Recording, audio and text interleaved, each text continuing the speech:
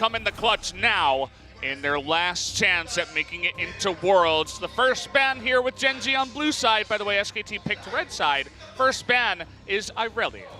Blue side 4 games for Gen G and red side 4 games for SKT. Wonder what Griffin will make of this. Watching on, like you say, bans do change this time. We had pretty much a rollback in game number 3. Game number 4 had enough of that Irelia. I'm not a big fan of the Vel'Koz blind pick either. So hoping that we see a bit of a change in tune coming through. Now they banned 3 OPs, you remember, on the blue side. They're only going to get 2 and the Irelia here.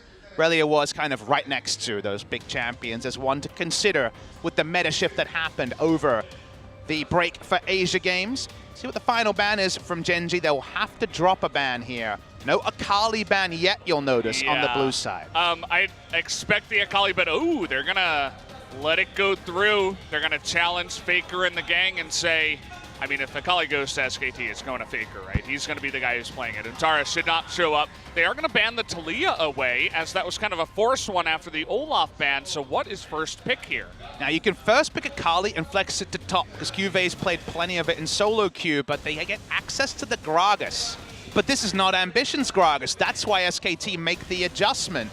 It's Haru in the lineup, who isn't legendary Gragas jungle. Could, of course, be in another lane and support Gragas becoming more common. But this is calculated by SKT. I'm not sure about those calculations from Gen G. They're not going to be blind picking a mid laner unless it's Akali, you'd imagine. They're going to be taking the Tahm Kench. Tahm Kench is a must in my mind, especially with all the disruption from Gragas. But do you go ahead and pick up that AD carry now, or just go ahead and pick up the Akali for Faker? All eyes on him, even the camera, as that is the big question for now. See, I wouldn't mind the first round Akali, and it could still be at Faker's pick for himself, because remember, Crown's not much of a Galio play. He's played it, but he picked it up very late in history when the AP Galio came back. He was never on the train. That's one of the picks into it. He's not much of a Swain player. That's another pick into it. I don't know exactly what Crown's effective champion pool will be. Maybe Lissandra. That's something he's been practicing in solo queue, so maybe trying to bait it out a bit like we saw baited out from Fnatic for the EULCS final. Schalke played the Lissandra matchup. Still, Gen G, we'll see what they take. Varus Braum available if they want it. The Braum, though, a pretty slam dunk pick into the Ornn in particular. Yeah, gotta like that pick. It's gonna be good unless you're super far behind, have to use the Unbreakable early, which I believe we did see in game number 1, if I'm not mistaken. What's gonna be the AD carry, though? You have Kai'Sa available, you have the Ashe, the Varus even, but they're going to go with the Ashe. And Varus Tahm Kench could be the replacement, but now you don't have quite the same suite of utility with the Ashe Tahm Kench they come. The Kindred left open again, not going to be attended to. I think you understand the priority here. If you're going to make one adjustment, the Irelia was the big one. The Olaf seems to be another coverage ban for the jungle matchup. It's going to be Predator Gragas on the blue side. First ban when it comes to mid laners, no mid laner selected. They're looking for blind pick choices for Crown. You don't really think the Akali, even though I'm sure he's been playing in solo queue, saw in his match history. So the Zoe is a much more plug-and-play ban. Yeah, that Akali bait not really taken so far. It's pretty interesting to see. Blank looked really good on the Kindred, I have to say. The best mind game here is if you just select your AD carry at Bang's pick, then Gen G I'm not going to blind pick Lissandra because there's so many picks you can go to as Faker that beat Lissandra as a short-range mage. So then you can just take Akali as last pick overall into a much more normal matchup. You blind Lissandra, it might just be Orianna coming through from SKT, trying to outrange her, take cleanse, and not be worried about the all-in. So I feel like the champion pool could be a problem, and Gen G actually bans Akali because they realize that sort of a ruse can come through from SKT. Yeah, and that's a big question now. What will go to the hands of Faker? We saw a lot of Irelia Yasuo bans a little bit earlier on. Akali banned out every single game now in different phases. Ezreal looking to be the pick here for Bang, but how about a Yasuo? Look at that flash. That tells so much from SKT. Even better than a Yasuo lock-in blind, a Yasuo hover to punish. Because now Gen G say, wait, what doesn't lose to the Yasuo? So now we're getting really into the mind games here. Is it just screw it Victor time? Because again, we always talk about he's been away from the Victor all year. Syndra, another blind pick you could consider. What's coming in the mid lane here? I think SKT would be so happy to see a Vel'Koz. You know, Pop, I don't think that's the pick we're going to be seeing here from Crown. But hey, Crown's let me down before. We'll see. Rise the Rise is is available. I like that. Kind of deals with every lane. We know about Time Warp, Tonic, Biscuits, and also the Corrupting Potion. So I like that one. Just another champion that slipped through.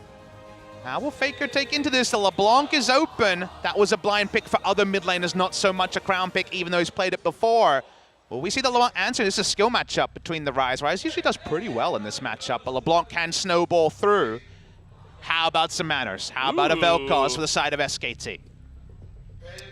Bit of a pat on the back there onto Crown as the smile, the smirk, he knows what this is about. It's a counter matchup for Vel'Koz, though. We see it all the time in the regular season. By the end with the Rise first pick meta, Vel'Koz into it works. This is definitely a different time for Vel'Koz. However, it's Haru on Camille, the #1 pick. First pick every game in China that we never see in Korea. Haru's one of the few that have their brains truly twisted on to be able to pull off the aggressive paths that a Camille can take against Cleanse. Vel'Koz, it gives you some safety, but if Camille can find a will, sometimes she finds a way.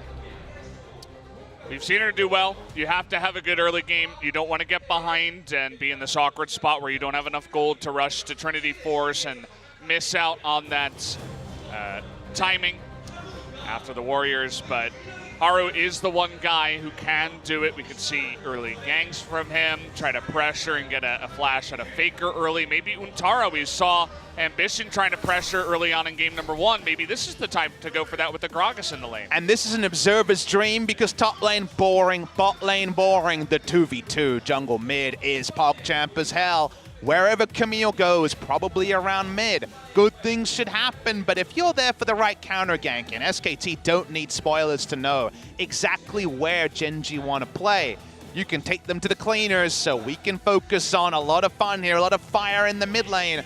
Vel'Koz into Camille is pretty bold, but SKT knew what they were getting into. We've seen this before. We'll see if Faker can pull it off, though, into that Camille, into the mid lane. The countdown has started. SKT on match point. Let's see if they can close it out.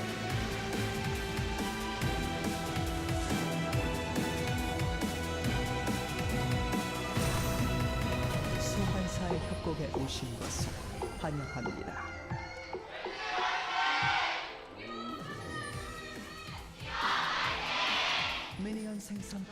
The Nexon Arena filled up to the brim now as we are entering the later stages of this series. It's been 3 quicker games, actually, here. 30 minutes, 29 minutes, and then 23 minutes. Pretty nice from these two teams. Don't question it. Embrace it. It's loving embrace. We've had so many long macro games, and a bit of action can only do well. And I know I've been imploring Korea to look over the Chinese meta, look at the fact that they keep winning, and take advantage of early skirmishing, early fights. At the end of the day, there aren't the visions to play the Season 4, Season 5, Season 6 meta. In these days, you fight, you win the fight, you got more items, the enemy can't go somewhere, and that's your vision control. More early fighting, I think, can only help Korea as a region when Worlds comes around. SKT gonna deal with a little bit of movement here. The ward goes down. Faker does have this nice matchup until you factor in the level 2 ganking power of Camille. That ward this time not going to be punished. Kind of funny to see that happen so many times in a row, but actually Ruler was able to push Bang away down on the bottom side. No biscuits, but Time Warp Tonic for the Rise. As you can see, Phase Rush, the pretty common pickup here. Faker's actually gone into the Sorcery Tree. When we saw it before was Glacial Augment, going for the build that we saw in game #3. Did some more research and, of course, confirmed that's the full cool Vel'Koz build where you go for Glacial Augment and then the other slowing abilities, Twin Shadows, and also into what would have eventually been that GLP. In this game, though, it's Comet. It's going to be very AP focused, lots of damage here to punish in the lane. We see Genji walk up for level 2. Pushing forward here. The fact that they get that ward means that Haru knows that the Kindred not quite in onto that Scuttle Crab just yet. Priority down on the bottom side means that Braum is actually going to put in a deep ward spot that out. That's a very good start when you have an aggressive jungler up against a guy like Blank who failed in 2 games in a row. He's going to be a little bit easier on the Kindred, but how can he do with a little bit more pressure? One of the best matchups into Kindred is the Camille, and you might think, okay, melee versus range, surely this advantage to the Kindred, but Kindred is, of course, very frail, has those 80 carry base stats, and the hook shot hits, so you kind of die pre-6. So you're giving out both Scuttle Crabs, 2-0 on this particular Scuttle Crab counter. You will see very soon registered on the top here. And Haru keeps going forward, and how about a mid lane gank? Seen this before. Cleanse used. Very early cleanse, and, well, trying to bait that one out. As Faker only going to use the cleanse, but it's a big deal, right? The Crown can go in, try to get a stun down, and even with the flash available, Faker could still die. But because the deep ward went down and Blank said, okay, I don't want to die, I'm not going to go for any Scuttle Crab, sucks, but I'm giving up 2. Crown actually gets the benefit of Haru getting everything, gets 2 Scuttles, and then doesn't have to flash to basically force Faker out of lane and cleanse as well. Didn't try to extend the range of his hook shot with a flash, just went for the tactical sweep. Faker had to cleanse the slow anyway. Real bad feels, and now Faker, you saw how things change when he falls away a bit in the mid lane. Doesn't have to flash this time like the Lulu game, but that's a nice advantage, Gen G. Gotta like it so far here from Haru. Would like to see him pick up some kills. You mentioned that the mid lane is going to be the focus of that one, but with the whole jungle farmed out here by Blank, you know he's going to be setting up his own defensive tent towards the mid lane. Going to be looking to throw down some wards too, cover that top side, as you guys can tell. Now, people might ask, all right, first pick, first ban. China winning. Why no Camille jungle in Korea? And it's kind of a weird thing to think about, but it's honestly a product of the meta in Korea. It is very defense first. I talked about how I wanted the meta to be a bit more bloody in the early game, more fighting. That's the LPL meta, and that's where Camille, 1 through 6, is just like, thank you very much, another double kill. I stunned this person, they died to press the attack. If you just wait it out, Camille's sitting there with sort of a warrior and Trinity Force, but doesn't have it finished. There's no kills in the game, and kills inject gold, so you hit gold numbers earlier. The game hits 20,000 gold at LPL way before it hits 20,000 gold in Korea because we have that long lull in the early game, and thus Camille never gets going in that supreme way. If your first thought is to fight every time, Camille jungle is basically first pick, first ban. If your first thought is to kite back, which is the LCK way, then it doesn't work as well. So Haru wants this to be a bloody game. Let's see how SKT interact with that knowledge. That's a very good point. They're going to need some really good defensive vision. So far, they have it on the top side. Faker will need to play around that side because they don't have any on the bottom side. Actually, some deep vision from Haru. You mentioned how it's not really a big pick in Korea. It's basically only Haru that plays it, as everybody else has kind of given up. We saw, I think, 1 game from Blank, and then he was like, I'm never doing this ever again. It's not an easy champion to play either. You have to be really on top of your mechanics, and you have to be confident because you miss 1 hook shot, you're going to be getting question mark pinged in solo queue. It's not a very forgiving one. And there just are always going to be picks that work in one region and don't work in another. We saw NA with no Urgot games in the final. I feel like NALCS has a lot of trouble taking advantage of counter picks, for example, and things like that. So you'd think priority will work, but tanks just work, and now we're very down the lane. Trying to get that stun onto Ruler, who does have a really nice slow there from the Vel'Koz. But again, this is a level 6 gank from Faker on a Vel'Koz coming to the bottom side. I think he just didn't have priority around mid lane, was deathly afraid of just being dominated before his cleanse came up and said, I can do something bot and I definitely won't die. So just went for the roam, got a summoner out of it, a flash, a big one as well. Now Faker back to mid. It's actually going to be a TP, but it's just Core JJ coming in. Here we go. Okay, Crown going to take a lot of damage here. Faker forced to flash away from that one. Core JJ just hopping over on top of that. So at the end of the day, definitely a win towards Gen G. A lot of health, though, taken down from Crown, but he's able to just pop some potions and be able to get through it. Pushes in, but no harm, no foul. He just got through one of his summoners being on cooldown, and this time it's a different one, but only a cleanse now for Faker. So from here, we should talk about what Gen G have. Very good engage, Ashe, Arrow, but also Camille and Gragas can be very creative in their engage, and Realm Warp for positioning. So playing a map game, they don't quite have the full Bonanza. Ashe, Tom, Kent should be kind of the full Bonanza from there, but they can play really good map games. SKT, when you have to deal with the fairly immobile mid lane wave clearer in the Vel'Koz, is always consistently going to be down summoners, and there's not the same paddock for the Kindred to roam around. So very interested to see how this game goes. Given that both teams kind of have similar advantages, I'm very interested to see if the team that's ahead at 15 minutes just sticks to landing and wins, if that's the big spoiler in this particular game. Top lane, like we mentioned, very, very non-interactive. Two tank top laners, so keep the camera elsewhere. The only way anything like that could happen in the top side is if you bring up, you know, in the Realm Warp, we were talking about maybe a teleport from Crown with a Hextech ultimatum, but why go for that lane when you can go for the squishy Vel'Koz instead, or maybe even the bottom lane? So we'll see what they decide to do. They have massive control of the map right now. They're getting the 4th scuttle, I believe, over now to Haru already here at 8.5 minutes.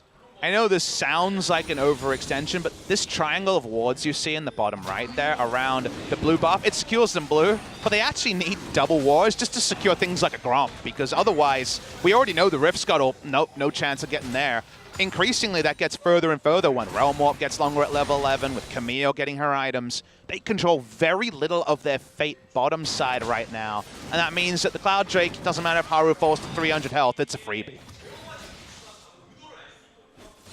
It's going to be really nice for his pathing, also for closing the distance against some of the squishier targets on the side of SKT. You can see what Faker's doing in the mid lane. He is going to fall down in CS just because of the way this game is going. Doesn't have his flash, has to be scared of a Camille gank.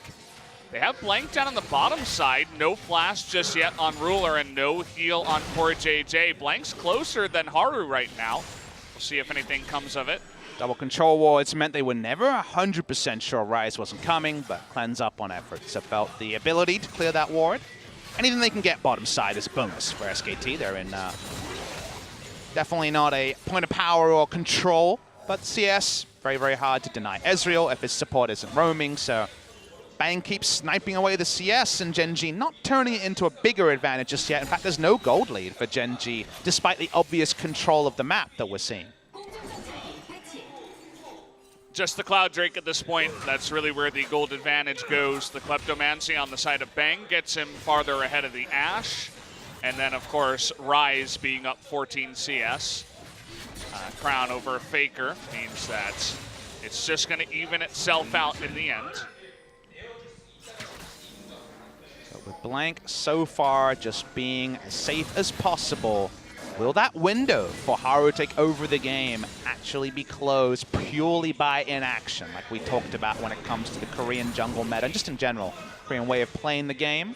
Unlike Kindred excels with low amounts of gold, but her ultimate just so much more reliable rather than a squishy frontliner diving in, ulting and dying like the Kindred can do.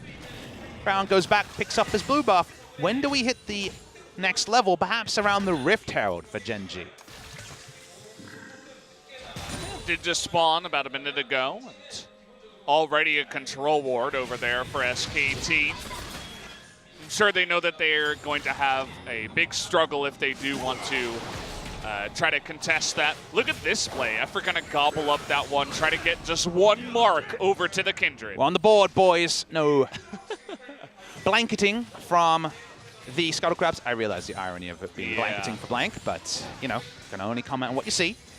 Bang keeps CSing, and again, despite what we're seeing, despite what we're talking about, the end result in terms of the numbers, it really isn't doing much for Gen G. Struggling along here, waiting and waiting for their moment. Still no Rift Herald play, still no clear on the control ward that's in there. Faker, he's got his flashback, so they weren't able to make anything of the play that they got a little bit earlier by getting his flash away. He is behind, but he is certainly not out of this one, as the Vel'Koz is waiting for the later game to pop off. SKT continue to scale. It was the attempt they took in game number 1. They're returning to it here in game number 4, but not to the tune of the Kai'Sa or anything like that. And she's trying to push forward, but a couple of Cloud Drakes isn't necessarily going to be the biggest prize for this Camille Rise duo, and they've never actually killed Faker or stopped his CS from getting to like a huge level. At this point, 20 CS is a nice lead for 12 minutes, but kind of what is expected when they've had those decently effective ganks around the mid lane, in action top side, and farm, farm, farm. I love the Observer. He's like, please do something in the top lane. Well, Observer, that's not the lane to look at. 19.9 to 19.9 is the gold lead. We were happy to get that action in game number 3. You were saying it, Papa. Don't complain about it if you're going to get it, but this definitely looks like a quintessential Gen G game if I've ever seen one. But it's also SKT playing to the tune of the enemy comp and saying, this is what they want, let's not give it to them. And while it, again, isn't to the benefit of, say, double late game carries, a Kai'Sa, a Zir, it still does remove one of the big areas where Gen G could snowball the game through Haru. So 0-0-0 scoreline on a Camille. You'll never see this in the LPL, but recently happens in Korea. Waves are pushed forward, 2 or 3 minions are lost, but no more for the side of Gen G. Mention this objective, though. They'd love a Rift Herald, but for now, not going to be started. Finally, the vision is going to be cleaned up there. You would love some kills, especially on a jungle Camille. We've seen a bunch of LCK players play it in the top lane, even QV doing that. You get a lot of farm much faster compared to the jungle, so you're able to hit that Trinity Force timing a lot faster. Not quite the case if you're getting 0 kills in the jungle. We'll see what kind of build Haru does want to go for. I would expect to still see that, but that timing will come a bit later. And SKT just been more creative around objectives. Again, Rift Herald's kind of a weird, not Rift Herald, I'd say. Rift Scuttle's kind of a weird objective to talk about because it's so small and it's not even reflected in a perfect game. But 2 in a row have happened because Effort got lane priority, walked up and cleared. Seeing here, though. Not expecting the rise in the bush with the control ward. Blank gonna take half his health and damage. They really want to fight this 3v3 right now. Plenty of patience onto Shelly so they can keep making these plays and moving away from Faker. Two-shot barrage comes in, and they're like, oh, okay, this is too low. We can't get this. We'll give it over to the side of Haru. Good secure there by Gen G, who are going to look to, on the back of that Rift Herald, push forward this game. I actually really like how they played around that long leash range from Shelly and moved her away from top lane, so Ornn from just wave clearing wasn't going to happen. Able to move her away from Faker so he couldn't just ult for any sort of contest. They minimized the true threat of SKT fighting over it, and it was pretty inventive from Gen G after SKT had been inventive with the Devourers to pick up 2 Scuttles. Gotta like the small things in a game like this. Well, there aren't any big things about this. Yeah, exactly. The big things are farm, farm, farm. That's what I was getting to, Papa. Yep. Glad to see we're on the same page here. Hey, we've been together this whole year, mate. We've been there watching the 8.1 meta, so, you know, we enjoy that the 8.15 has a bit more texture to be enjoyed normally, but also, you look at what it says on the tin. It says Korean League of Legends, and 60 minutes in with 0 kills. We've been there before. Well, how about a second Cloud Drake? You mentioned before, it is just a Cloud Drake. No Infernal, but a lot of extra speed for your Camille to get around the map. Ryze is always going to love that extra speed as well. The percentage going to be pretty good for him. Do consider, though, that Camille, again, Warriors in chat, super fast double Cloud Drake and Boots 2. She dives in. She doesn't really have much assist. I guess Ryze and Gragas could show up next to her, but I find it a lot slower to close the distance usually, and they don't have a dive comp. So from there, unless the Camille's killing people, which at this item point isn't going to happen, the validity of that play style with this slow inaction doesn't necessarily suit what Camille wants to do. However, QV on a walk. They didn't see him come in here, but look at Blank. He is in position. Only a couple of wards to spot out any plays towards that. Probably the call came from the top side. Effort again is going to give this one over to Blank. That's definitely a good look for him, trying to secure some objectives for his Kindred. It was a bit fool me once, twice, 3 times, though, because he's made the exact same 3 plays. Could argue, well, Rift Scuttle bot lane each time, thanks RNG, but I think Gen G should be more on top of that. They should have been free Scuttles, should have been 7-0, but this is getting some gold onto Blank. It means he actually has a QSS to not just kind of be a ward most of the time. We'll be able to guarantee that ultimate when he wants it. Haru in the bush, waiting to use that one. Faker would love a knock-up. Not going to get it here on a Crown. Neither the knock-up nor the flash. Faker going to lose half his health. Good play there by Crown. Juve looking for the engage, though, on the top side. Just zoning, want this mid lane turret, and finally an objective. My kingdom for an objective, Woo! said Gen G. Exactly. You got to cheer for them, Valdez, when it's been a game like this. They did something. Hey! Nicely done, Gen G. If they pair it up with a Scuttle, we got to start shouting. Take your shouts when you can get it. Yeah. Well, good job to them. This time, Haru actually looks less aggressive than Ambition did when it comes to the heat map. That sounds weird to say. Somehow they traded places. I never thought it would end up like this. Yeah. Haru's got that sad smirk on his face. It's like, don't judge me for just this game. We didn't get to see him as much in 2018, even especially in summer compared to spring. RNG gods have blessed Haru. Finally, a topside Scuttle. If Tom Kench realm warps over there and devours the Scuttle into the red buff, I will maybe lose my mind. Is it a good play? No. It's not a good play, but it'd be a funny one. It's a good play because there's no action. Nah, I can't even make that a good play. But we'll see if SKT have a different method of trying to tie up the Rift Scuttler count. And if you're falling asleep at home, might be very late or very early, depending on where you are, and just want to know the summary of the first 20 minutes, SKT really didn't want to fight around the Camille. They didn't fight around the Camille, and thus, you would say, the inaction does favor SKT. There's no big gold lead for Gen G. Yeah, just about 1,000. A lot of that going to the Rise. Oh, a lane swap. Okay. Crown, though, is just going to roam up to the top side, and that means that that bottom turret is going to go down, and Crown keeps the top one alive. That does mean that Gen G get a little bit of extra gold and a bit of an extra lead here in this game. They were chipping ahead, but that actually does cement a lead. SKT trying to go with the late lane swap to answer. It's Crown. Crown totally caught out here. He has a giant shield and the phase rush. The laser, though! May it get him? Yes, it will! The red buff, the damage there. The red smite from Blank is going to get the kill. First blood at just about 20 minutes goes to Blank. The red smite, I believe, did it. If minion aggro did it, that's real feels bad for Crown as Nikes are in full effect from the phase rush. First kill of the game at 20 minutes.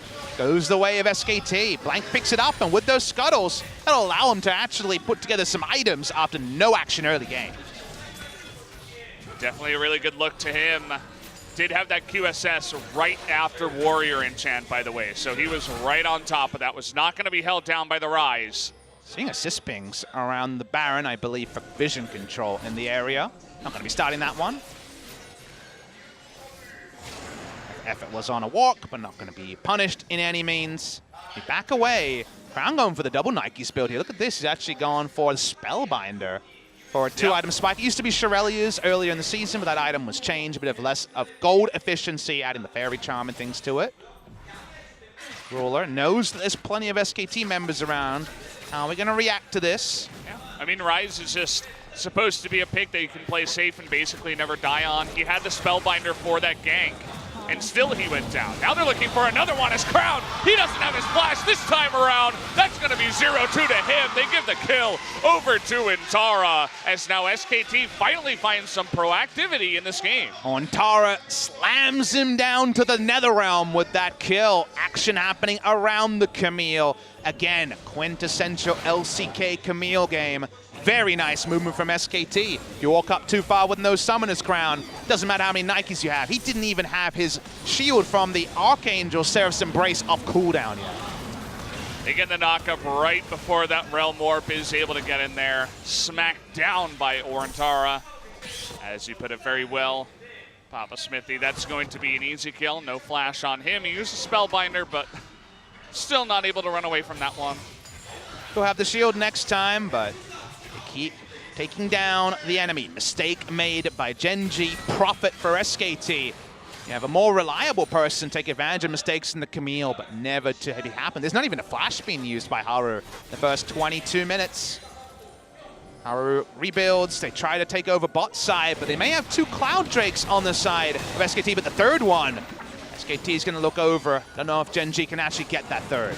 Gen G looking for this, though. Teleport on to Crown, running on down. There's the teleport from Bang. 5 members of SKT going to come in here and try to secure this Cloud Drake. Should be theirs. Haru looking for that smite steal. Is not able to get it as Bang gets it, actually. The Ornn ultimate. Oh, nice cast to knock him out of that one, so no follow-up could come out of Ornn. In the end of the day, the Cloud Drake does go the way of SKT, though. Another objective to SKT, and watch the formation they're in. Consider how hard the Vel'Koz in our previous game found it to actually make things happen, whereas this Vel'Koz is in formation with a strong defensive front line and able to open up at a moment's notice. Doesn't happen there, but things really coming together for SK Telecom T1. Love how they're playing out their draft. They waited out the Camille, and now Camille going to have that slow Trinity Force. And in the Pandemonium, will she ever get any damage off is the question. Still looking for a play. Here is Haru. He got the Rift Herald, and that was about it. That was his one moment to shine. He doesn't want to be remembered as just that random Camille player that could never really find success in summer. So we'll see what he can do as the game goes on. He's still going to be strong against Vel'Koz, but how about a Vel'Koz that can blow you up in about 2 seconds? Seems like that's on the menu. 2 items already, finished a very nice speed. It's Comet, so full damage build coming here. Might go Liandry's next, just got more ability power. Wait and see what the choice is. Not going to be the utility build that we saw coming through from Crown in the previous game. No interrupt, last half second there. You have that invulnerability, so Ruler goes back. He's going to teleport in. Ornn's walking up. Do we hear an Ornn horn very soon? This is Untar's job in this game. I blow the Ornn horn, I go in and I knock people up, and I bring SKT to a victory for them to show up against Griffin. That's his job. He seems to be playing because he's more reliable than Tall, and, well, can't really argue with that after 4 games of Ornn. Again, you had so much data. I guess Faker was away for a while, but you had so much data, SKT and Scrims, over this 4.5 weeks that whatever was working in Scrims is what you go for, because it's not like what was working in the LCK was anything you could fall back on. Untara never in there during the regular season, gets here now, even after the postseason, all the way to regional qualifiers. And I wonder if you're sitting there as CV Max, you think, hey, maybe blue side Ornn ban has to happen to force him onto something from this comfort. Well, no pro player is going to enter a pro match with only 1 pick, but Ornn, as you mentioned, is like kind of on the edges of the meta, so perhaps they thought nobody would ever ban Ornn. I guess you could just play Ornn 4 games in a row. Of the KR meta, here's my very obvious spoiler. What champion is basically Ornn? It's Sion. It's going to be Sion next time if it's banned. Is getting some flashes here. Here we go. Kayla going to get onto effort here. Cube looking for that cast. Okay. Untara back in, actually. Realm Warp. Realm Warp comes in. Can't quite knock him in just yet, though. Ornn still here, perhaps looking for a turnaround as Baker going to saunter his way in from the top lane, but at the end of the day, just the 1 kill going to go to Gen G. They Rambo in there, they trust they have the damage, and they do. Nice cast from Cuvée as well. On top of it, Tara's summoned it down, Blank summoned it down. Even Effort used Flash there. Can Gen G make a Baron play? While the Vel'Koz has his Flash up, there is certainly some punishment available here when the ults come back on the side of Gen G. Never a good spot. No flashes used by Camille the entire time, and finally they say there's a wall here. Where there's a will, there's a way. They go in on the Tahm Kench. He's got nowhere to go. Love the Cuvée cask there. They get a lot of summoners, a single kill, and suddenly something to play around on the side of Gen G. Tara doesn't die, but they get his flash at the end of the day. Just the perfect cask there. Knew that already. Effort was going to go down. So that does raise a question to the side of SKT. You know, Haru now does have his Trinity Force after the play. Not going to be as squishy and not scary anymore. Definitely another man to respect on the Gen G roster. Okay, Gen G. Couldn't get it done early. Now you make some nice assertive plays, but you need to return to them. They haven't been the best about that in this series. We've seen good moves, but not necessarily good capitalizations by Gen G when they're ahead, and it's all about returning to the fight. Again, thinking of the LPL, the first fight happens, and as you guys know, the replay starts and we're into another fight the moment we come back, and that is where someone like Camille, with massive engage range, can truly punish. So, Trinity Force is there, Warrior's there. If you look at it the wrong way and don't have Tahm Kench to back you up, you're gonna die.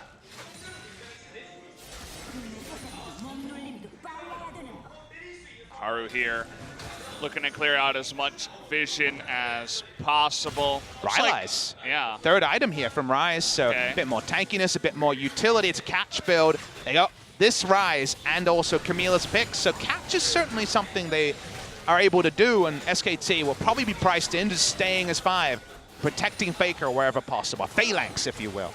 Yep, and speaking of Faker, looks like he's looking to the Rabadon's Death Cap as his next item here. He's going for this straight up as much AP as possible. Already has a bit of penetration with the Morellonomicon, I should say. But, and if the fight happens in front of him, he researches people, it's 2 damage anyways. The penetration doesn't mean as much on that ultimate. SKT walk up, they've got that force of the Ornhorn, but Braum's Unbreakable still available. Uh-oh. Okay, that's not the combination you're looking for. Oops. Does buy some time for Rise but push, but that's not going to do too much. That is some anti-synergy. Saw it with Untara and Faker in the previous game. Realm Warp out by Crown. Would have been interesting to see if they could try to go for a pick with the Realm Warp, but again, just trying to get out of there. Doesn't want to get too aggressive. Next Drake is going to be Ocean, so neither team going to be focusing too much on that. They'd like another one to respawn here, Gen G. Lots of pressure up towards that Ocean. We'll see if they go to it. And there is the chance, because of those picks and the game being kind of reset a little bit, Gen G getting a bit more of an advantage, Crown walks up, that the Infinity Edge might be there for Ruler. He's just the recipe short of 3 items, and that means he definitely has threat on both Untara effort and the rest of SKT. Would love to see how much gold he's sitting at right now, just to see exactly how far away he is. Seems like he is might have it. back right now, so let's see if he does pick that up. Would assume he does. There it is, Infinity Edge completed for our boy Ruler, who hasn't had the cleanest series so far. He's been the big carry for Gen G, especially in summer, especially this year. Even amongst the 80 carry meta, the awesome dudes coming in, he was not one of them. Still able to carry on these 80 carries. See if he can shore that up with a fantastic Ashe game this time around. My eyes in a team fight are going to be drawn to the 2 junglers, because both of them want to profit on a game state and just take over a team fight, but you can look at an Infinity Edge crit killing Blank instantly and Camille diving in and being blown up. So I feel like whichever makes the most of the utility they do have might actually be the tipping point, even if there'll be other people cleaning up after either Blank or Haru makes a big moment. Tara just waiting, but Cuvee, if he's ever near him, he can just cast the Ornn away, as we did see earlier on at the Dragon fight. Nice play. Good poke damage from Faker so far onto Kortej and Ruler. Look at how annoying this pesky Rise is being in the top lane so far. Crown didn't have the best mid game, but he's trying to make up for it. Patched out the Deficio escape so long ago, the stopwatch and Realm Warp play, but still you can be so slippery on the side. He's very, very tanky with a decent amount of ability power as well, so just trying to draw SKT. We've already said it a couple times, SKT want to be a Phalanx, roll up as 5, have a bit of a triumphant guard in front of Ezreal and Vel'Koz, and Faker opens up. So knowing that, Gen G played the 1-3-1 that Rise first pick meta we remember from 1 month ago always showed. They get another Drake, the next spawn will be Elder, but not the highest value of Forest. That's going to be an Abyssal Voyage. Where are we going? This is the way that SKT catch people, and it looks like this time it's Kortej Faker alone! Only bang on the assist. And Crown is in trouble. Yeah, Crown nowhere for you to really go. Okay. Faker, though, with the awkward flash. Blank has to get in there with that Lamb's Respite. Crown with a massive shield trying to get away here. Look at the damage that he does. Who's going to be able to take him out here? It's going to be bang and effort, it looks like. Haru not able to secure that one, and Faker will survive in the end. Ruler, we might see Crown being a mini raid boss, but just like you learn from World of Warcraft, you get your friends together and you take down that raid boss. Raid boss down, 2 members down. SKT can't turn it into a Baron, but great play from them. Really gotta like that one. Just, they see the Braum and a ward, they say, we're going. As easy as you'd like. Nowhere for him to escape to. Watch the spell stack up. He's researched, and damn does he die instantly. That shield does nothing against the Disintegration Ray. Crown, as you can see, is just a monster with these items, but Lamb's Respite perfect from Bang. They chase him down. If you came 1 by 1, you might fall, but speaking of falling, how about a straight up fight? Who's gonna win this one? They still don't have Crown yet, which is why SKT is going for a nice arrow onto Faker. No cleanse for him. Looking for the cast. He's getting pretty low, but here comes the Ornhorn. who is going to be knocked out of that one. Teleport is committed to even after all that. That was the sick Unbreakable, the very standard play coming through from Core JJ. No fantastic mechanics, but usually you want to bait it out before the fight. Horn down. Minions pushing. Minions a little bit here when it comes to actually forcing the enemy away, but they can't walk up and get any turret damage, can Genji.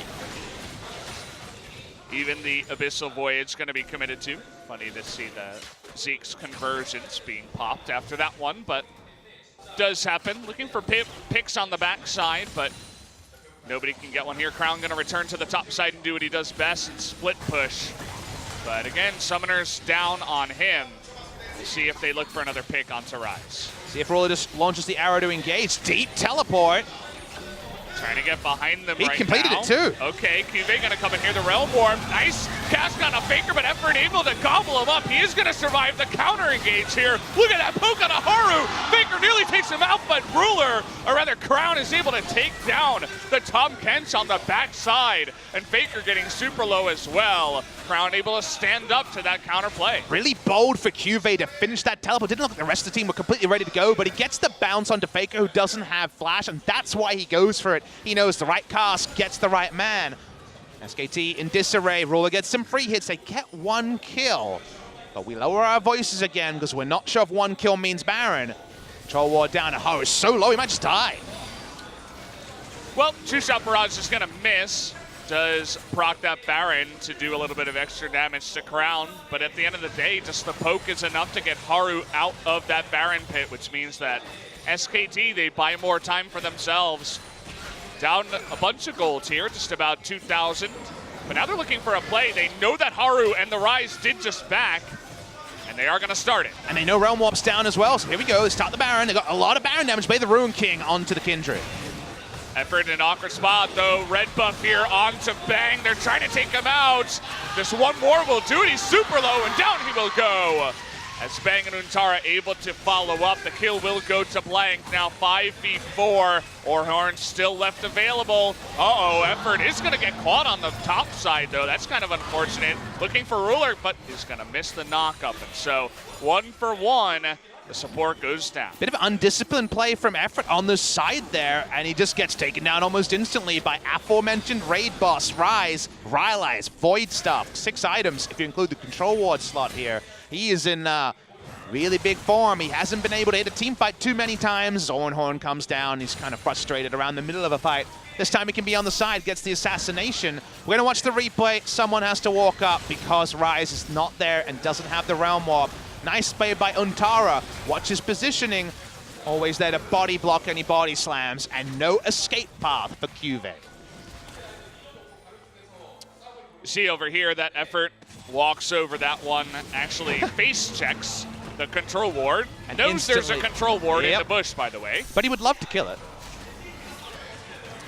I see the shake of your head, and I note it, Valdez.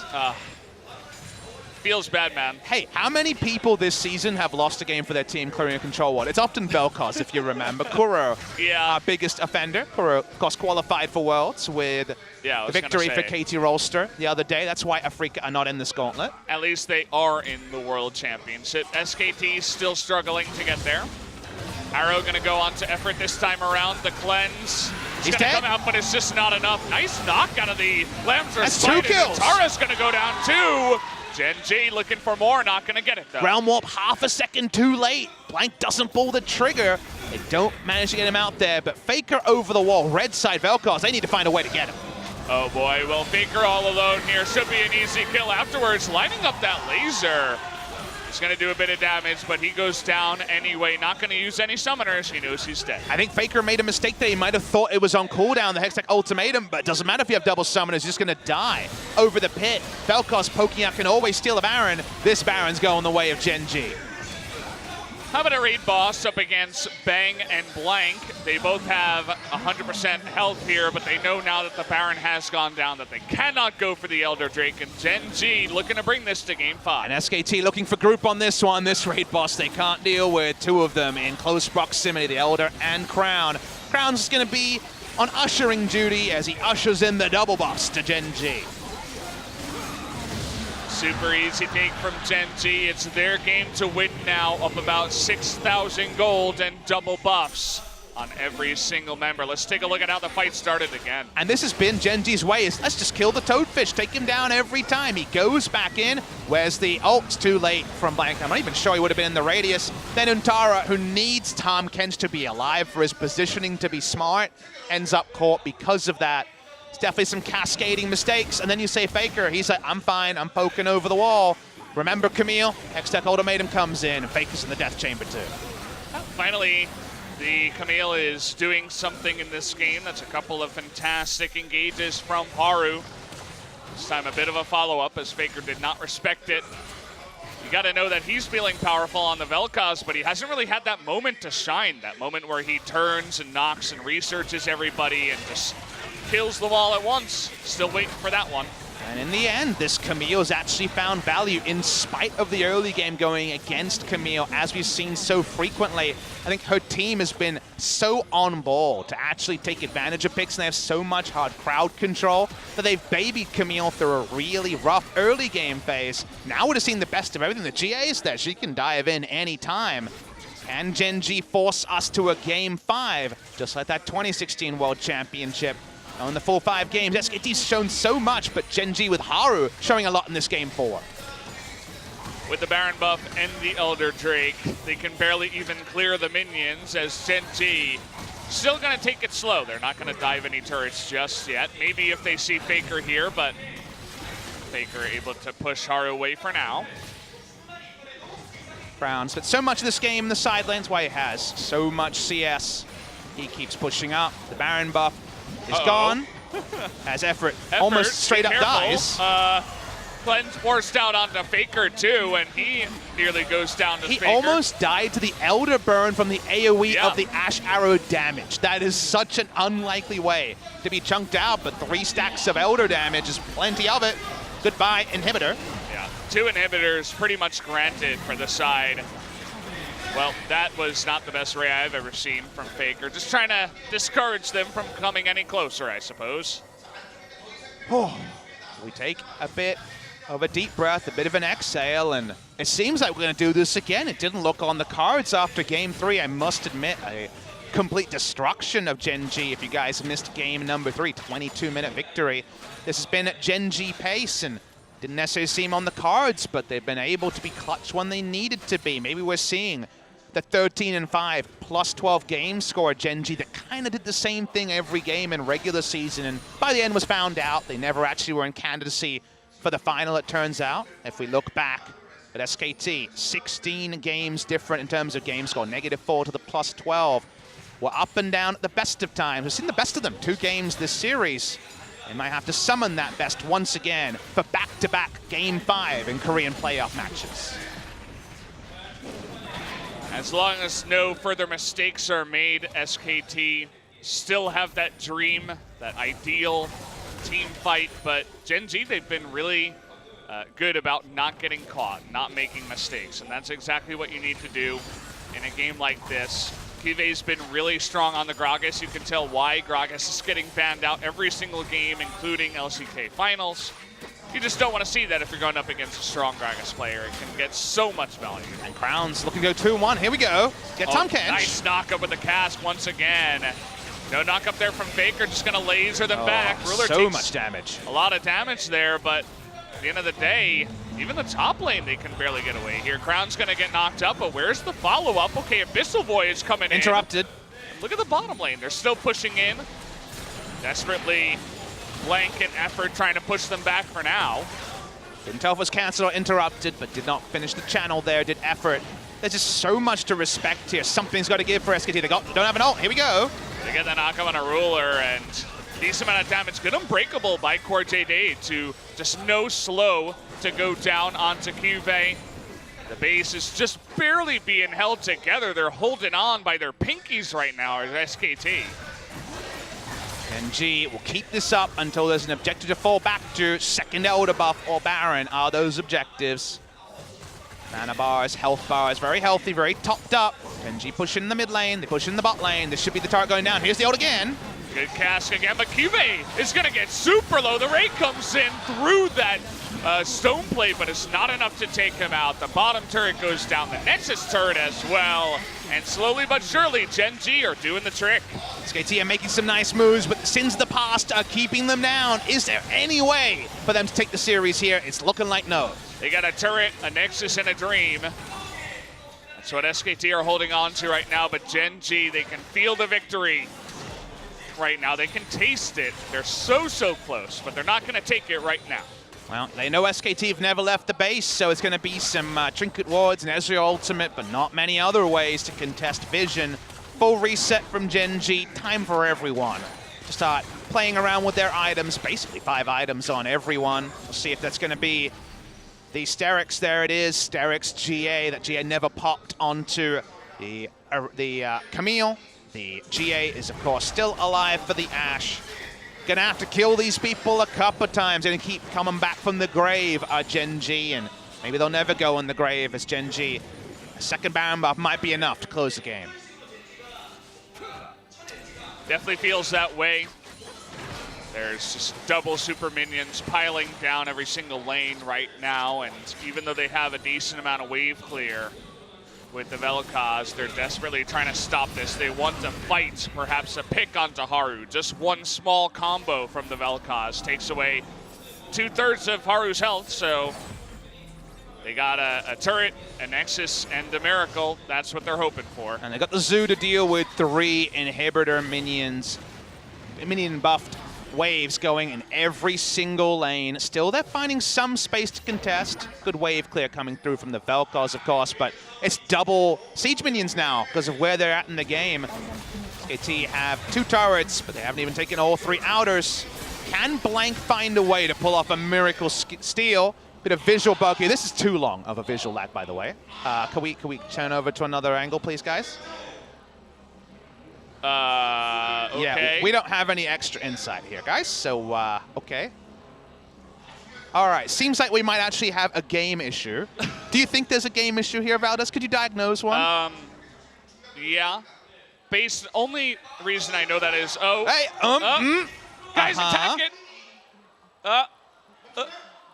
Hi, Yeah. Baron, how are you? Baron's not attacking either. Ref ran into the booth. Okay, this is not the time for a game issue.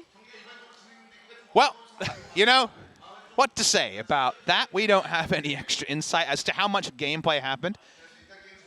It was sounding like it's game issue, kind of maybe a server issue even over here, but Definitely no more looked like information, it. guys. Don't know if the Baron was killed or if the game paused at that point for everyone. So, cost corner break available if it's necessary, but awkward. How you feeling over there, Valdez? I'm feeling just how Faker's looking. Cool, calm, collected. I'm fine. Is there any way to compare kind of these sort of gameplay issues to traditional sports issues? Because obviously there's not as many pauses in games, right? This is rain delay. Is this like, but this is like a thunderstorm during like the power play or something like that, right? There's so little performance issues in It's like sports. the pitcher threw the ball and thunder, lightning struck the ball in mid-flight, and they're like, Oh, Can we chrono break the ball? But this is kind of like, you remember the game where the baseball pitcher hit the pigeon and Yeah. that like paused the game for us? Everyone's like, well, that was crazy. This feels like but that's like a once in a lifetime, whereas this is unfortunately a little bit too common. We're getting an update here. Fans on the pitch. So the game has actually stalled. This was not just a pure visual bug. You guys unfortunately have had to notice a couple of visual bugs along the way, but this seems like a game bug. So it may have to be some sort of reversion of time we're hearing is the update here. So we'll give you guys more information as you guys know. But seems like there might be one more Papa's Mad Live podcast after all, Valdez. You know, we don't have that many casts left over for 2018. Exactly. So they wanted to give us a little bit more time. And if we know anything about the podcast here, I know you guys have seen the Euphoria and also the dive over in NA. We get the captive audience. There's something like 70,000 viewers in Twitch chat. We got a full house in the Nexon Arena live for our podcast. This is the KR production that people get excited about. This is what you guys are staying up until. Do you know how much we have to pay Faker 7:30 to just chill out while we're 4. filming a podcast? That's pretty cool, right? We got Faker. I know. He's here watching. Hopefully we can get him on the desk one of these days. That seems like a 2020 production, though. Got to admit, since our last podcast, of course, we had that very long break. Seems like the players might be granted a bathroom break and things like that right here. Toilet issue? Speculate. Yeah, and like I was mentioning, we get the confirmation, going to be some bathroom breaks. No toilet issue, it's a gameplay issue, guys. But the toilet solution, I guess, is one way to think about it. But since the last Papa's Mad Life podcast has been the 3-week break and, of course, finals and things like that. So I finally got to feel the reality of not casting LCK 6 days a week. What is that like? You must have forgotten Let's play what a game. that's like. How many days do you think it took me to wish that I had LCK back in those 21 days off? Knowing you and the fact that you were... Come on, don't give me the joke answer. What's your real... Because the joke answer is like one day and I desperately want it back. I think I remember it was like 5 days. Or maybe like 1 week, right? Where you came in and you're like, guys, I miss it already. What? It's only been something like 5 or 6 days. Where's my LCK? You're right. It was, so we finished on, I think, Saturday was the semifinal. It was not Monday, but the following Monday. It's about 8 days where I was like, all right, give it to me. Where's my LCK? Because, of course, Monday's my normal break. And I got to the second one, and I'm like, but there's not even League of Legends tomorrow, you know? Like, so I was really feeling it. And we know that had a very demonstrable effect on the meta because of the 3-week break. We had the interesting Urgot priority come up because players could actually try out things that were working in KR solo queue. That's often how it is, right, is that people play a lot more solo queue because in the middle of the season, no one was playing solo queue at all with 6 days a week of games.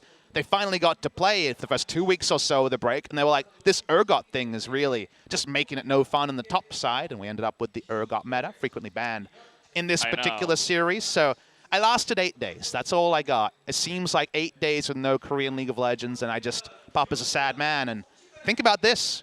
We've only got 6 match days, 2 more in the regional qualifiers after today, 4 in promotion next week, which you and I will be casting. And then from there, we're done for the year. I'm going to have a pretty big layover in the Korean League of Legends. We're going to watch the replay. I believe this is adjusted, but I'm not sure what's going to happen, if this is real time or if it's just going to be what we saw before. But this is the oops. You can tell. Yeah. Even at 10,000 health, it begins to stutter, and then... What's effort? Effort's like, la-di-da-di-da. Whoa. Effort is the Frog and DDoS situation here. Effort, please. How does he do it? No hacking. What the hell? That is actually... Somebody report this fraud. If you clip this replay, Riot could definitely investigate this issue as an Effort issue. All right, Effort. Effort trying to look innocent. You know, look at his face. He's looking like he's the guy who definitely didn't fart. He's like, yeah, I'm fine. Yeah. I'm fine. No, Effort always looks like that. He never looks any different. That's the way he always looks. We know you did it, Effort. We just got the confirmation. He's biting his lips. He's like, I hope they don't figure out it's me. We already figured it out, son. We looked at the replay. Well, Riot's gonna. That's an open and shut case right there. The replay showed it all. Rill is just fanning himself off. He's like, actually, it was me, but no one saw. Yeah. That's the way he feels every game. We can describe more into it in the Papa's Mad Life podcast. We are variety after. We're in comedy, variety, and sports, if you guys are wondering. I feel like Ruler is just an older version of Effort, by the way. They look very similar. Not just because they wear glasses, because I'd say, like 85% of our players wear glasses all the time. He actually does look like his father. Now, glasses definitely common here. The other one that I've learned about coming to Korea is the lactose intolerance. Pretty common in Korea as well. I've heard that very, very commonly. Yeah, that seems to be a real thing. I don't necessarily understand all the things around it, but that's another thing that I think comes up pretty frequently. So definitely a lot less dairy products here, as you and I know. You can find them, but they're not around every corner. I mean, you can find them, but they're pretty expensive, right? Some decent cheese is going to run you Korea a lot of money. If you guys don't know, kind of like a luxury good tax on some things like cheese and wine and things like that, where certain things like Korean food are really, really cheap. And as we all know, Korean food delicious. Barbecue, most of you guys will know, and a lot of other great Korean food. But if you want to simulate, your staple NAU diet with things like dairy products, definitely runs you up a bit of a bill. That was one of the harder things for me to deal with. I came from the land of burgers and Burger King, McDonald's. See, I'm in Australia. All of our luxury restaurants we have over there, Chick-fil-A, right? What sort of childhood did you have with these with the luxury restaurants? We have pizza, right? I'm from New York. That's true. You get a lot of cheese. I would have pizza once every 2 days. It felt like Chinese food, right? And we should cut off some all things because good. people will be like, cheese, luxury good. The cows produce it, milk, cheese. Guys, we actually don't really have many cows in Korea. That's actually a livestock that isn't common in Korea. There's a lot of pigs. That's why there is a lot of pork barbecue. But actually, there is actually a lack of cows. So at the end of the day, that plays into why it ends up being a luxury good. There's just not a lot of grazing room. You know, it's a very mountainous peninsula that we live on here. Giving you guys the history of Korean land and what kind of goods can be produced. Still have enough room for the rice patties, though. That is the fields. ultra staple. Yeah. Because honestly, when I came to Korea, I didn't know what a Korean had for breakfast. Because I knew about the dairy, and I'm like, okay, so they don't have bowls of cereal. And while some people do, it's not a kind of staple thing, but it's a lot of rice, right? That seems to be the replacement.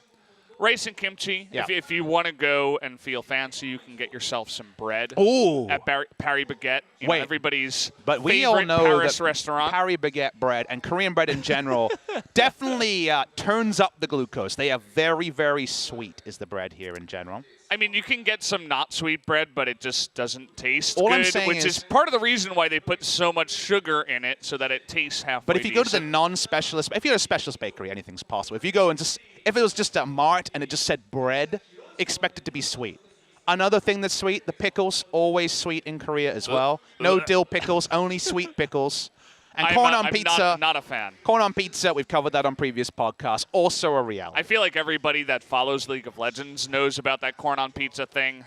It's really annoying. I don't care if you're a fan of pineapple or corn or whatever. Just don't overcomplicate it, right?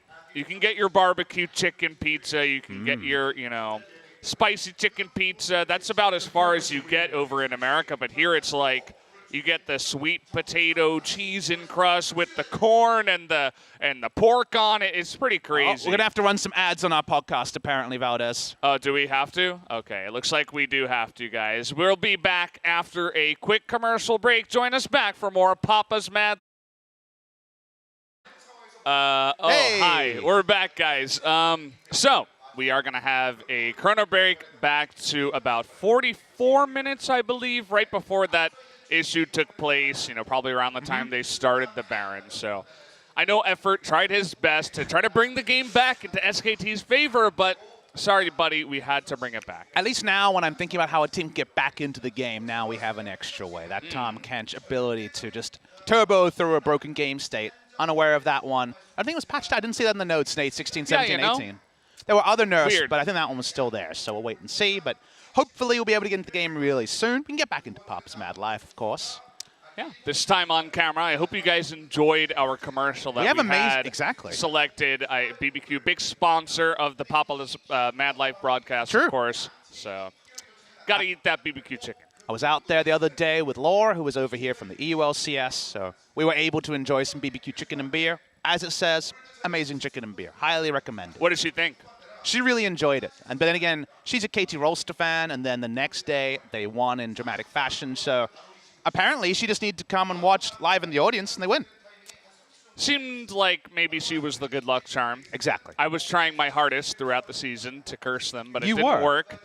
I got excited many times, and I wanted to be honest, right? I didn't want to hold it back. I posted on Twitter and Twitch chat, on my Twitch chat as well. It was just all the time I was excited, and they actually won. I was expecting a 3-0, but 3-2 is good enough. What does that mean for the meme now? Because the people clearly got excited. I know a lot of people tried. No, I'm not looking at you. I'm not pointing at you, but someone out there got excited, and they won. So I was excited. Laura was excited, definitely. Also, the Get Excited meme has never really traveled. I realize Worlds in Korea, but does it affect international stages? Because KT Rolster undefeated internationally. You could group in scores lost at Asia Games, but if we're just going to be simple, they didn't lose at Rift Rivals. So should we be excited about KT unironically? I think so, yeah. They look to be the best Korean team. I agree. Right? I think the meme has been broken, right? It's been released from its chains. Although I think it's forever going to live on. Is it in slumber or is it broken? We can't know. I don't think it would have been in slumber. I think it's been broken. I'm a big fan of getting excited now. I think KT also plays the most friendly style towards contesting the very aggressive early game style from China, mostly because you go up to an SKT player and say, I'm going to outplay you, an KT player and say, I'm going to outplay you, and KT, Smeb, Score, Armada, Yukal, Def, they're all going to play back at you. So there is definitely the chance they try and fall on their mechanics and make some big plays. So if we end up with KT RNG World Final, that's going to be just amazing. That's kind of the dream everyone's looking forward to. We'll see if RNG end up first seed. If they do, of course, they will not be able to meet in the early parts of the tournament. Yeah. That's what I would expect. I think a lot of people are expecting that as well. KT RNG, a lot of people talking about how China's super strong now. Korea is still good, but who's number one, really, is the question. Rift Rivals kind of led us to believe, as well as MSI, that China is getting stronger and stronger and beginning to take the reins. And I definitely have the read right now with kind of how I look at League of Legends. Again, I'm focusing on the current patch. Patches will change things incrementally. Where the game is at, from what I've been casting, I do think the China aggression is the right way to play the game because of the removal of Green Smite and also just the removal of Sightstone to have access to a lot of wards early. The Danny Mata days are long behind us now in terms of duo jungling. So given that change, I do actually give it to the side of China. But things can change, and KT are in with a real shot for sure. Also should further cement that, to me, the team that really stacks up well is RNG. So while I say China, I do think RNG when I'm making the comment. I think everybody agrees with you. RNG seem to be #1 team in the world. I mean, they could still go on to lose on Friday to IG. I think IG play a very good domestic style, but I think RNG style travels the most. As we're getting an update, the Chrono Break's almost done. Yeah, Echo taking a little bit of time to get through with this one. Thank you, Echo, for your he pops patronage. Up when he needs to. Yeah. Although apparently not in too many games here. Would like to see some more Echo play. We saw a little bit, I think, in spring. But guys, it looks like we're just about ready to hop into the Chrono Break game at 44 minutes exactly in just a second. That's right. We're laying the ground. We're getting there. Yeah. We're excited for gameplay. And if there's any issues, unfortunately, there's the potential for other solutions here. We'll get more into those if they come up, but hopefully we can get back into the game now. Don't want to hear anything bad here. So much already. That's 44 minutes into a game that Gen G were clearly in the ascendancy. Waiting to get that final update, but every moment we get a bit worried, Valdez. You know, you don't want to see the game go on to other planes after the Chrono Break. You don't want to see any kind of a regame or anything like that. Or even the adjudicated game there was in NA, right? Yeah. No, thank you. SKT, they still have a turret and a dream. Just one turret and just one Nexus. The players are reconnecting right now, guys. So just a moment. Bear with us. Hopefully this all cements, the game goes on, and we can enjoy what it seems like Gen G. If you had to put percentages now, it kind of feels like the 75 to 80% Gen G. I think some people would have it higher, but that's kind of where I'm at now on the Gen G. So they're definitely in a really, really good spot, but SKT could turn it. During the break, we had the Korean casters come over and ask kind of where do you see the comps really ultra late game? Because, you know, everyone can kind of look at basic linear scaling, but at some point, 6 items, you can have the famous adage is always mid, late, and late, when all the items are filled, when you can have less vision. And Vel'Koz can really do his number if he's able to poke out, get some frontliners researched, and then not die to a flank. Oh boy, can he do big damage. There's definitely a team fight that SK Telecom T1 could win. Waiting to load back in here, just focusing too much on player reactions. They also are no doubt frustrated, whether you're on the winning or losing side of the first 44 minutes, that we're not in game just yet.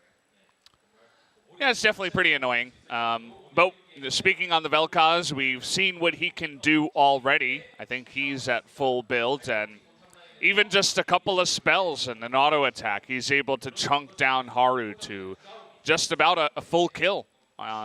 very, very close. You know, if he uses a little bit more, I could definitely see an entire team being wiped out. And SKT fans definitely feel like there is still a chance for SKT to come back. They can hold at that last turret, try to just deal with all the siege minions all at once. They do have a decent amount of wave clear with the Vel'Koz. It feels bad talking more about the game because we haven't had action, but we hear a call for action. We might be back in. Famous last words. Okay, video games. Oh. Okay. I would guess that they did this just to make sure that there's no other issue. I missed what type of issue it was. A headset issue. All right, okay. That's not gameplay, guys. I thought she said a hashtag issue. I know, I heard that too. Hey, we've all been on Twitter. You put the tweet out, then you realize, oh, hashtag crap. LCL? Issue. No, that's the wrong That's league. the wrong league. 2017, that's last year. Yeah. Oh. Join me and Papa Smurfy. Oh, no, that's the wrong guy. No one will know what that means. Okay, We know what we're this back. means, though. Where's Effort at? Watch Effort, by the way. All right, Faker's wave clearing. We're not going to get a contest on the Baron. We didn't think there was going to be one. If you guys remember all the way back, the Baron was going to be a freebie. It confirmed is a freebie. Oh boy, no remake necessary, it seems. Let's see if Gen.G can dot the I's, cross the T's. This is their second Baron. But there's 40 seconds to the second Elder, and then we're getting to the insane wacko world of double Infernal Baron buff. So double Infernal, double Baron, and that double Infernal doing that extra. So double Elder doing that extra burn damage on the true damage. We're getting to crazy true damage, especially from Ashe. No Infernals, just a lot of true damage, as you mentioned, and they're going to gladly take this. Some inhibitors are being respawned. They're going to have Faker push in the bottom side, and maybe this is where SKT make their final stand. Well, like you say, they've got some up, so maybe they can actually force a fight where they just don't have to be pushed back to minions, but do Gen.G want to even opt into that? He is Ornn. He can just collide down mid lane and launch that Ornn horn. Bit of poke here to work out where everyone's at. Here's that second Elder, SKT, because of the minion waves pushing, could actually try to fight. And if they win a fight, it could be huge. Remember, guys, 45 minutes into the game, they get position on the Elder here. Who's it going to go down to? Get the knock-up on the Cuvee. He's looking for the cask, and it flash. It does go to the side of Gen.G. Nicely done by Haru. Blank, though, still available, but Huntara is going to go down in the end. The Ashe Arrow comes through here, but now Faker, with nowhere to run, is able to flash away. Can he survive, though? Is able to get the GA away, but down he goes. One crit to the face, and that should be able to do it. Blanket effort on the run here. The rest of Gen.G pushing for the win. Cuvee just wants to interrupt. Doesn't want to die, of course, but he's going to waste time. Look at how much true damage every auto does. Only gets one in. Will he get the kill? I think this might kill. We won't see it. It'll be off screen if it happens. Rise gets the turret. Haru's just interrupting. The game should end, but Ezreal is alive. Okay. Just one more auto. Finally, they get it here. They're going to try to Abyssal Voyage and fight for their lives, but already that Nexus is going to go down. We're going to Game 5 after a long pause. Gen.G able to pull it back for the victory. Sorry for playing with your hearts, SKT fans. With a pause comes hope, comes optimism, but the door is closed by Gen.G, and just like the LCK final, we're going all 5. That we are. Gen.G not going to make it easy for SKT, and honestly, SKT, they look good in 2 games. The other 2 games, kind of meh. I mean, not the best performances. Gen.G looked fantastic, especially here in game number 4. SKT were able to thwart them for the first 20 minutes, but then it all went the way of Gen.G. SKT race out of the booth, but does this mean we'll see any changes? Gen.G have changed mid, have changed jungle. SK Telecom started Untara. He's played all 4 games. His Ornn has been reliable, but this is the chance to throw a bit of a curveball. Will we see a substitution for game number 5 from either team? I would say that the pick and ban that we did see from game 4 allowed the Gragas to actually get through that really nice Olaf ban that Gen.G did go for to force the response of the Talia ban, left that Gragas open. They scooped it up right away, the flex pick. They give that one over to Cuvee, and that Gragas played a huge part in just dealing with the Kindred Lamb's respite. It knocked the Untara out every single time, killed the Ornn by himself. Effort couldn't do much. He got caught time and time again by the Ashe Arrow with no escape. And Gen G, honestly, I feel like their comp, the draft, was a bit better.